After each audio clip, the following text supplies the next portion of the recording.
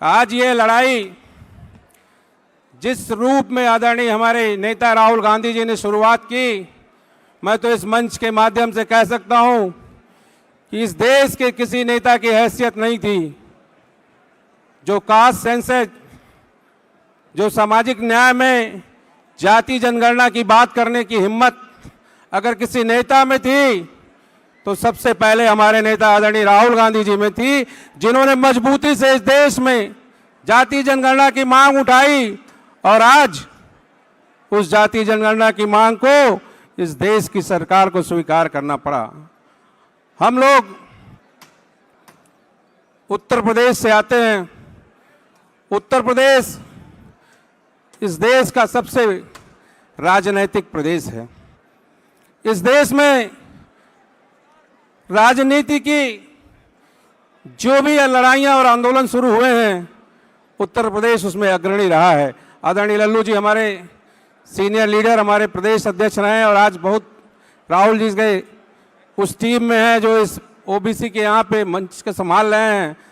हम लोग अपने आप को इस लड़ाई में उस शुरुआती दौर से आपने रहे, उस चीज़ को आगे बढ़ाने का प्रयास किया और आज हमें बड़ी खुशी है कि पूरे देश के स्तर पे हमारे सभी सम्मानित नेतागण जो हमारी पिछड़ी जातियों के विभिन्न समुदाय से आते हैं, आज इस मंच पे एक साथ बैठ के और पूरे देश के ओबीसी समाज के लोगों के संदेश दे रहे हैं। एक बहुत ही स्वर्णिम अवसर है। मैं तो सबको प्रणाम करता हूँ, सबको नमन करता हूँ कि इस तरह की कार्यक्रमों में और इस तरह के आयोजनों में अगर आप सबकी सहभागिता इसी तरह रही तो यह निश्चित रूप से यह संदेश गांव के उस कोने कोने में, गांव के उस चट्टी चौराहे पे जाएगा जहां से इसकी आवाज़ बुलंद होगी।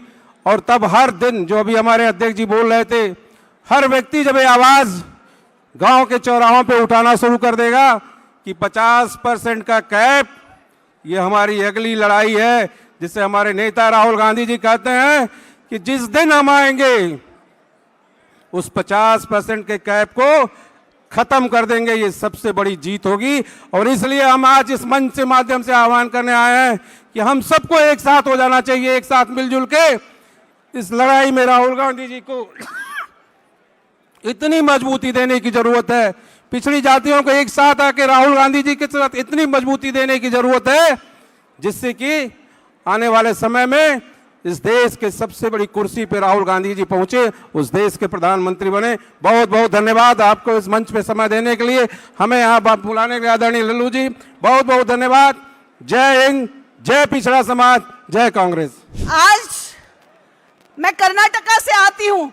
अगर इतिहास रचाना है और इतिहास को अगर जाने बगैर हम आगे चलते हैं तो इतिहास रचा नहीं जाता है। और इसीलिए मुझे आप सबको इस स्टेज से बताना चाहूंगी कि जो पहला कास्ट सेंसस हुआ था 1918 में, हमारे वडियार जी ने कर्नाटका में किया था।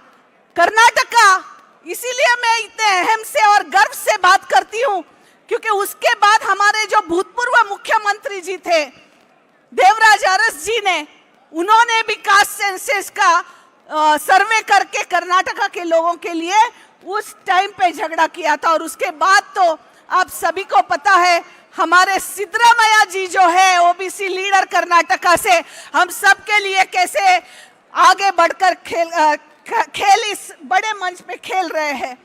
इनके साथ हाथ जोड़ने के लिए हमारे बीके हरिप्रसाद सर भी यहाँ से हम सबको इकट्ठा करके, भाइयों और बहनों, मुझे जब तक ये ओबीसी सब मिल नहीं रहे थे मुझे खुद को पता नहीं था कि मैं एक ओबीसी हूँ।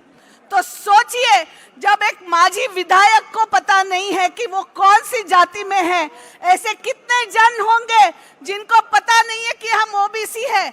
जब हम अपने अपने स्टेट में जाके उन सबको जागरूक नहीं करते, उन सबको जब तक बताते नहीं है, हम भीख मांगने नहीं, हम हमारा हक मांगने आ रहे हैं। और इसीलिए हम सब ने आज इकट्ठा होकर लड़ने की आज जरूरत है।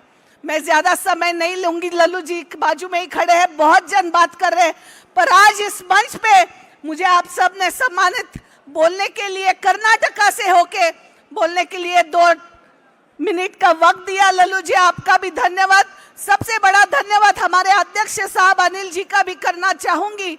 आज सभी भाइयों बहनों से यही रिक्वेस्ट करती हूँ, कल के तेलंगाना ने एक कास्ट सर्वे दिखाया था, कर्नाटका ने भी एक कास्ट सर्वे किया है आज, लेकिन जब हमारा लीडर राहुल गांधी कन्याकुमारी से लेके कश्मीर तक चलते हुए ओबीसी को अपर कास्ट का होते हुए भी ओबीसी को संगठित करने के लिए इतना झगड़ रहा है, तो हम सबकी जरूरत है, हम सबकी क्या जिम्मेदारी है वो नेता के साथ खड़े होने के लिए। और इसीलिए एक जोर से हम नारा, लल्लू जी की परमिशन हो तो देंगे, राहुल गांधी, सोनिया गांधी। धन्यवाद। इसी तरह संगठित होके हम ओबीसी का नारा आगे लेते हुए चलेंगे। धन्यवाद। जय हिंद। आज तेलंगाना एबीसी कास्ट सर्वे करके जो 2020 में भारतीय जनता पार्टी का केंद्र सरकार राजनाथ सिंह ने सुप्रीम कोर्ट में अफिडेविट दाखिल किया था, हमने इसका खिलाफ है। जब राहुल गांधी जी भारत जोड़ो यात्रा में जितने आबादी उतने हिस्सेदारी बोल के जो नारा लगाया, नारा लगाने के बाद तेलंगाना सरकार बने, तो तेलंगाना सरकार ने ये करके दिखाने के बाद आज केंद्र सरकार इसको अमल करना पड़ा और इसका ऐलान किया है। मैं यहां आप सब लोगों से मैं गुजारिश करना चाहता हूं, क्योंकि मैं बहुत खुशी का आदमी हूं, किस्मत का आदमी हूं। जब 2009 से 14 के अंदर तेलंगाना का लड़ाई हुआ था, उस वक्त की एक एनएसए के सिपाही के नाते हम तेलंगाना हासिल करने में हम लगे रहे। और आज फिर एक बार तेलंगाना ओबीसी मंत्री की हैसियत में तेलंगाना सरकार जो राहुल गांधी के इच्छे के मुताबिक आने वाला दिन में इस देश में ओबीसी का भला के लिए हम लड़ते रहेंगे। हम सब इकट्ठा होना चाहिए। जैसा पहले बोले, हम किसी का बेग बीजेपी से मांगने का नहीं है। आज बीजेपी सरकार से सीधा सीधा पूछना चाहिए, राहुल गांधी का बात को जवाब दो। अब आप इस बार नहीं करे तो आने वाला दिन में राहुल गांधी का नेतृत्व में हम करके दिखाएंगे बीसी लोगों के लिए। ये बात राहुल जी का बात। और मैं सब प्रदेशों से आए भाई लोगों को, नेता लोगों को, पिछड़े जाति का नेता लोगों से बताना चाहते हैं कि संगठन से आया सब लोग, अब इस बार कमंडल को तोड़ना है तो मंडल को लेके आज हमारा नारा जो आलो हिंदुत्व का लेके देश में बंटवारा करना चाहता है, मगर जो पीछे पिछड़े हुए अपने जाति के लिए जो कांग्रेस सरकार न्याय की बात कहते हैं, न्याय योद्धा राहुल गांधी के नेतृत्व में आने वाला दिन में जरूर अपने को न्याय मिलेगा। इसीलिए देश में हर जिला में, हर प्रदेश में अपने पिछड़े जाति के कास्ट वाइज ऑर्गेनाइजेशन करिए, इकट्ठा बनिए, संगठित बनने के किसी सरकार का गर्दन भी झुका सकते हैं। सरकार आने वाला बीजेपी सरकार को जो मौजूदा सरकार नरेंद्र मोदी सर झुकाना ही पड़ेगा और अपने जाति गणन करके आने वाला दिन में डेमोक्रेटिक शेयर देना ही पड़ेगा। जब तक अपन राहुल जी के नेतृत्व में और मंच पर बड़े बड़े यूथ बैठे हुए, farmer chief minister, farmer central minister, PCC president, सब लोग बड़े बड़े लोग बैठे हैं। हम आशा करते हैं आप इसके संगठन का नेतृत्व करें और राहुल जी का मदद में सब इकट्ठा करके इस देश में आने वाला दिन में पिछड़े जाति का जश्न चलेगा। आने वाला दिन में अभी गुजरात का प्रेसिडेंट का निशाना शुरू हो गए, जरूर हमारा प्रदेश इसके लिए आपका मार्गदर्शन, कहीं भी किसी का तरीका से डाउट है तो हम आपका क्लैरिफाई करने के लिए भी तैयार है। उसीलिए मैं आप सबसे फिर एक बार प्रार्थना करते हैं कि आने वाला दिन अपना है, आगे बढ़ो, मिलजुल के आगे बढ़ो, संगठित रहो, आगे वाला दिन अपना जरूर आएगा। यही बात कहते हुए बीसी ऐक्यता, बीसी ऐक्यता, आवाज दो राहुल गांधी, जोर से भाई कहना राहुल गांधी। नमस्कार। मैं महाराष्ट्र से आता हूं। और महाराष्ट्र में आपको सभी को पता है कि जो सामाजिक न्याय की जो भूमि कहा जाता है महाराष्ट्र को, छत्रपति शाहू महाराज फुले आंबेडकर की जो भूमि है, वहाँ से ही न्याय देने की प्रक्रिया जो छत्रपति शाहू महाराज ने शुरू की थी। जो रिजर्वेशन की सबसे पहले बुनियाद किसने अगर रखी हो तो छत्रपति शाहू महाराज ने रखी थी। उसके बाद महात्मा ज्योतिबा फुले, जिन्होंने एक संदेश दिया कि वंचितों के लिए उनको न्याय मिलना चाहिए, और बाबा साहब आम्बेडकर जी ने जिस संविधान के तहत SC ST OBC सभी को न्याय देने के लिए जो बात उनके संविधान में रखी थी, उनकी नींव जो रखी थी महात्मा गांधी जी, पंडित जवाहरलाल नेहरू जी ने, उन्होंने पहले से ही स्वतंत्र योद्धा इस वक्त कहा था कि ये देश आगे अगर हमको लेके जाना है तो सभी को साथ में ले जाना पड़ेगा। इस देश में समानता लाना पड़ेगा, समता आना चाहिए। उसके लिए जो भी डिसीजन हुए आप सभी को पता है।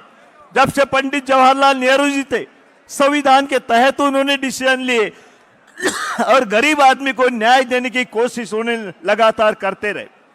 उसके बाद हम देखते हैं कि इस देश की जमीन हो, इसकी देश की जायदाद हो, वो सबको इस हिस्से में आना चाहिए। बेरोजगारी या सब पूरे देश में है तो रोजगार सभी को मिलना चाहिए, शिक्षा सभी को मिलना चाहिए। ये नीति अगर किसने रखी हो तो वो कांग्रेस पार्टी ने रखी है। उसके आगे ले जाने की कोशिश हमारे नेतृत्व जो सामाजिक न्याय योद्धा जो है राहुल जी गांधी, वो लगातार आगे ले जाने की कोशिश कर रहे हैं। बीजेपी जैसी पार्टी उनको पीछे खींचने की कोशिश कर रही है।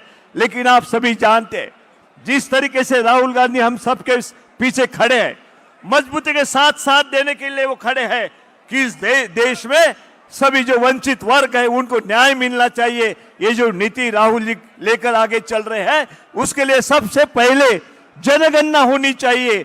ये लगातार वो बोलते रहे, पार्लियामेंट के पहले भी लगातार ये बात करते रहे, तो इस गवर्नमेंट को इस तरीके से वो नीति अपनानी पड़ी। लेकिन आपको सबको ध्यान देना है, ये नीति अपनाने से नहीं होता। राहुल जी गांधी ने कल ही कहा ये यहां तक ही हमको नहीं जाना है, पूरे देश के लोगों को एक मैप हमको बनाना है कि कौन से वर्ग के कितने लोग हैं, उन्हीं को उतना सत्ता मिलनी चाहिए, उसकी तरफ से उनको समान न्याय मिलना चाहिए। जो नीतियां इस तरीके से बनाई राहुल जी गांधी ने, उसको मजबूती के साथ हमको पकड़ के रखना है, लोगों तक लेके जाना है। ये जो प्रयास है कि सभी जाति वर्ग या OBC के लोग यहाँ पर है, उन्होंने अपने अपने एरिया में, अपने अपने गांव में राहुल गांधी जी का संदेश पहुंचाना चाहिए। नहीं तो राहुल जी बोलते रहेंगे, हम सुनते रहेंगे टीवी के माध्यम से, ये नहीं चलेगा। इसके आगे जिस तरीके से प्रयास या मंच पर बैठे हुए लोगों ने किया है, उसी तरीके आपको भी सबको प्रयास करना है कि अपने गांव में जहां पर आप रहते हो, जहां पर राजनीति करते हो, वहां के जो वंचित लोग हैं OBC में के, उनको भी न्याय हक दिलाने के लिए राहुल जी के साथ आपको भी खड़ा करने के लिए सभी को बुलाया है। मैं सबको धन्यवाद देता हूं और मंच पर बैठे हुए सभी नेता को धन्यवाद देता है। विशेष तौर पर हमारे तेलंगाना के जो CM, डिप्टी CM सभी हमारे नेता है, उनको मैं धन्यवाद देना चाहता हूं कि राहुल जी के कहने से उन्होंने जिस तरीके से पहल करके पूरा सर्वे कर लिया है। आप अगर कल के मीटिंग में आपके MP थे, उनको पूछ लीजिए किस तरीके से सर्वे कर्नाटक में डिप्टी हमारे CM रेवंत रेड्डी जी और डिप्टी CM यहाँ भट्टी जी, अब सभी मंत्रीगण यहाँ बैठे हुए हैं, उन्होंने जो डिसीजन लिया उसी रोड मैप से हमको आगे जाना है। जहां जहां पर भी हमारी सरकार है वो न्याय देने के लिए रहेंगी। ये एक संदेश कल के मीटिंग से भी चला गया है। राहुल जी के साथ हम सब ने खड़ा होना चाहिए, यही उम्मीद के साथ मेरे 2 शब्द खत्म करता हूं। धन्यवाद। जय हिंद।